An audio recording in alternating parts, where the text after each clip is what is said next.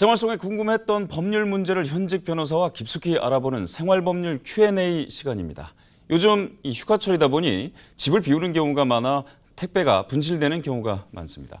오늘은 택배 분실 시 책임과 또 손해배상은 어떻게 되는지 알아봅니다. 스튜디오에 법무법인 금성의 이승훈 변호사 모시고 자세한 이야기 나눠보도록 하겠습니다. 안녕하십니까? 안녕하십니까?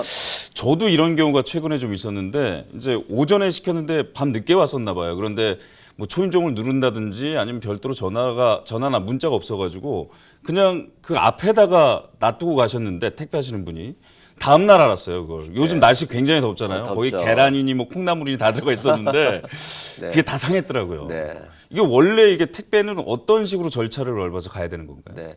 최근에 뭐 로켓 배송이다, 새벽 배송이다 해서 택배 시장이 지금 엄청난 경쟁 상태입니다. 그러다 보니까 굉장히 빨리 이루어지고 있는데요. 택배는 기본적으로 대면 배송이 원칙입니다. 대면 배송이라고 하면 뭐 어떤 걸 얘기하는 거예요? 그래서 주문자에게 택배 기사가 직접 가서 초인종을 누른 다음에 물건을 전달해 줘야 되는 게 대면 배송이고 이게 원칙입니다. 만약에 제3자한테 맡길 경우에는 꼭 그 주문자에게 전화를 해서 지금 당신이 집에 없는 것 같은데 3자에게 맡겨도 되느냐라고 물어봐야 되고요. 그다음에 또 만약에 그런 연락조차도 안 될 경우에는 부재자 방문표를 작성해야 됩니다. 그래서 자신의 이름과 전화번호를 적고 내가 언제 다시 오겠다. 그러니까 그때 꼭 물건을 받아달라고 한 이후에 그 물건을 다시 원 보관처로 가지고 가야 되는 게 원칙입니다. 지금 변호사님께서 이제 대면 배송이 원칙이다라고 말씀을 하셨는데 요즘 또 휴가철이고 또 맞벌이도 많다 보니까 집을 비우는 경우가 굉장히 많거든요. 네. 그럴 경우에는 피치 못해서 주문자나 이제 택배 기사들이 서로 협의를 해가지고 하는 경우가 있잖아요. 그렇습니다. 이럴 때마다도 좀 배상 책임 소재가 좀 다를 수가 있죠. 달라집니다. 지금 보시면 배송지 안에 그 목적사항 어떻게 배송할지에 대해서 써놓는 경우가 많거든요. 그럴 때 부재 중에는 문 앞에 두고 가세요라고 써놓습니다. 그래서 실제 택배 기사들이 문 앞에 두고 가고요. 그럴 경우에는 택배 기사가 아닌 주문자가 책임을 져야 됩니다. 분실에 대한 책임을요. 그래서 주문자의 말대로 문 앞에 두고 간 순간 택배 기사는 물건을 전달한 거고요. 그래서 그 다음부터는 주문자가 책임을 져야 되는 거죠. 아까 제가 말했던 저의 경우에는 어떻게 되는 겁니까? 본인 택배 기사가 그냥 가지고 나. 네네. 아나운서님 같은 경우에는 택배 기사가 전화를 하지 않은 채 물건을 집 앞에 놔두고 왔기 때문에 이 경우에는 대면 배송이 원칙이고 물건이 전달이 안 된 걸로 봐서 택배사에서 책임을 져야 됩니다. 이런 경우도 굉장히 많습니다. 그러니까 주문자가 집에 없어요. 그래서 택배 기사가 전화를 걸었더니 그럼 차라리 그냥 경비실에다가 좀 맡겨두고 가주세요라고 하는 경우가 굉장히 많잖아요. 그러다가 분실되는 경우는 이건 경비원이 책임을 져야 되나요? 아니면 관리사무소에서 책임을 져야 되나요? 누가 책임을 져야 되나요? 그렇습니다. 과거에는 경비원들이 책임을 많이 졌습니다. 과거에는요. 그래서 경비원들이 명절 때 되면 정말 물건이 쌓여 있을 정도로 그 택배 물건들이 쌓여 있었고요. 맞습니다. 그걸 갖다가 심지어 본인들의 아파트 집 앞까지 다 배달을 택배 기사들이 아니 우리 경비원께서 해주셨는데 이 경비원들의 업무가 너무 과중되고 정당한 업무 이외의 이런 사적인 업무였기 때문에 2017년도에 경비업법과 공동주택관리법이 개정이 됐어요. 그래서 경비원들 같은 경우에는 어떤 공동주택의 위험성, 화재 이런 위험 발생 방지를 위해서만 활동을 하게 돼 있고요. 그다음에 공동주택관리법에도 부당한 업무 지시는 없게 돼 있어요. 할 수 없게 돼 있기 때문에 이 경우 원칙적으로 경비원은 택배를 배달해 줘야 된다거나 택배를 보관해야 될 책임이었기 때문에 이 경우에는 만약에 주문자가 택배 기사한테 부탁해서 경비원한테 맡겼다라고 한다면 주문자가 책임을 져야 되고요. 택배 기사가 임으로 주문자에게 말도 없이 경비원에게 맡겼다라고 한다면 택배사에서 책임을 져야 됩니다. 그러면 만약에 이제 물건을 받았던 경비원이 중대한 과실이 있다 이럴 경우는 어떻게 되나요? 예를 들어서 경비원이 고의로 이 물건을 가지고 가버렸다거나 아니면 물건을 놔두어서는 안 될 위치에 둬서 비를 많이 맞아서 이 물건이 완전히 상했다거나 이런 고의 중과실의 경우에는 경비원이 책임을 질 수도 있고요.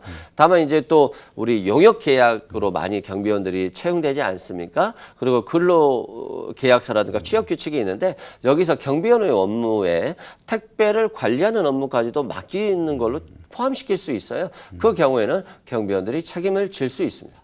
지금까지 이제 저희가 그 택배 물건 분실 시 책임 소재를 어디다가 둬야 되냐 이런 거를 지금 따져봤는데 그 변호사님이야 뭐 법률가시니까 쉽게 소송을 한다든가 책임을 물을 수 있을 텐데 일반인들 같은 경우는 쉽지가 않잖아요. 일반인들 같은 경우는 어떤 식으로 해야 되는지 사례를 좀 들어서 말씀을 좀 해주시죠. 예를 들어서 요즘에 편의점에서 무인 택배 서비스가 있어요. 무인 택배 서비스에 가면 거기 직원에 따라서 운송장에 이름과 전화번호와 주소를 적고요. 배달처 주소를 적고 뭐 기타 주의사항을 적고 그다음에 이 물품이 무슨 물품인지 그리고 물품 가액이 얼마짜리인지를 적게 돼 있어요. 근데 무인 택배 같은 경우에는 분실 위험이 있기 때문에 뭐 예를 들어서 100만 원 이상은 배달이 안 되는 경우가 있어요. 그런데 이제 1,000만 원짜리 시계를 배달시킨 거예요.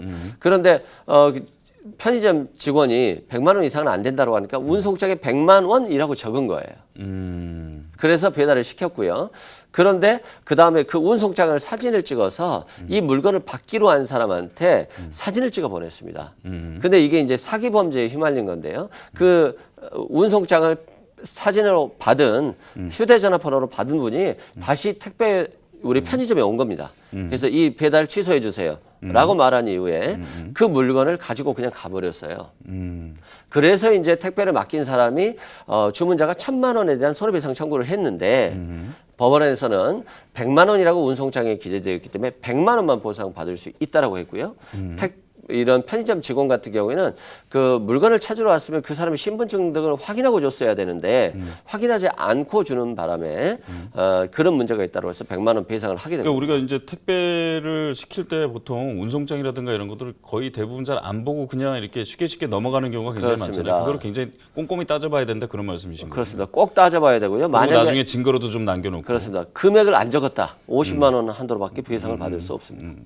기본적으로 이게 손해배상은 얼마까지 가능한 거예요? 뭐 사례가 좀 있나요? 그 관련해서. 네, 그렇습니다. 이제 운송장에 50만 원이라고 기재했다면 50만 원만 받을 수 있고요. 100만 원이라고 하면 100만 원만 받을 수 있고요. 아예 기재를 안 했으면 최고 50만 원 한도입니다. 다만 택배 기사거나 택배 회사에서 고의 중과실로 예를 들어서 택배 회사 직원이 물건을 훔쳤다거나 이런 경우에는 100% 배상이 돼야 되는 거고요. 그래서 이제 만약에 아까 민화 같은 경우도 분실이 됐습니다만 이 분실되다 보니까 금액을 감정할 수가 없어요. 그러다 보니까 굉장히 어려운데 결국에는 운송장에 금액을 기재하는 것. 그게 가장 중요하다는 것이고요.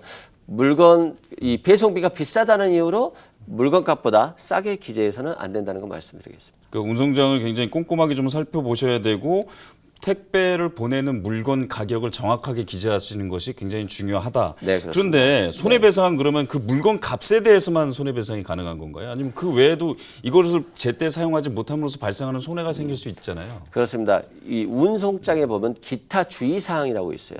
본인이 물건을 배달할 때 주의를 주는 겁니다. 이 물건은 깨지기 쉽다라고 하거나 이 물건은 던지면 안 된다고 하거나 이런 주의사항을 적어놓습니다. 그리고 이건 뭐 기계 수리가 급한 사항이니까 신속한 배달을 원한다거나 이런 주의사항을 적어줘요. 그러면 금액이 조금 달라질 수 있습니다.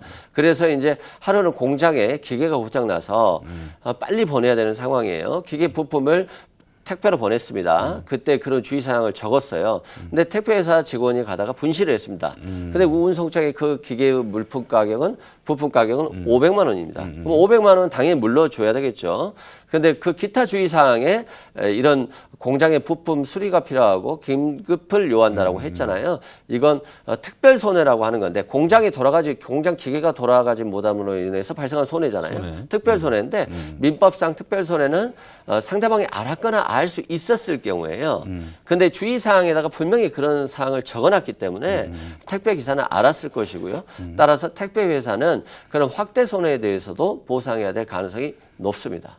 그게 이제 업체마다 조금 다를 수 있는데 그 물건 가액에 따라서 요금도 조금씩 다른가요? 요금도 상당히 많이 달라요. 예를 들어서 뭐 100만 원 이하면 2,000원인데 200만 원 이하면 2배인 4,000원. 뭐 이런 식으로 금액이 달라지고 있습니다. 그리고 또 뭐 깨지기 쉬운 물품이냐 또 크기가 크나 또는 배달의 거리가 머느냐에 따라서 가격이 다 달라지기 때문에 꼭 물품 가격은 정확히 기재하셔야 됩니다. 확실하게 그러면 택배 회사에 과실이 있다라고 한다 그러면 그 책임을 물어야 되는데 그걸 고지하는 것도 뭐 제때 해야 된다면서요?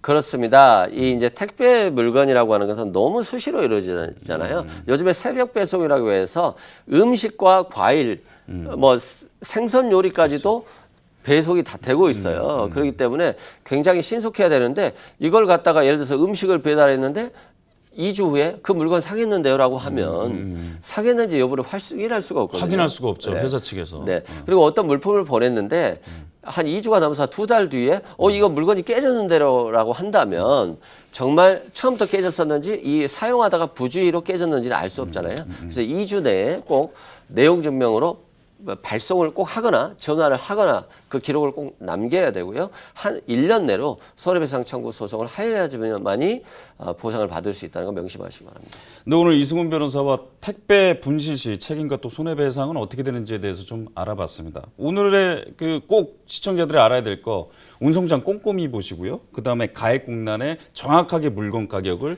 적어라. 그게 오늘의 키포인트인 것 같습니다. 오늘 말씀 감사합니다. 네, 감사합니다.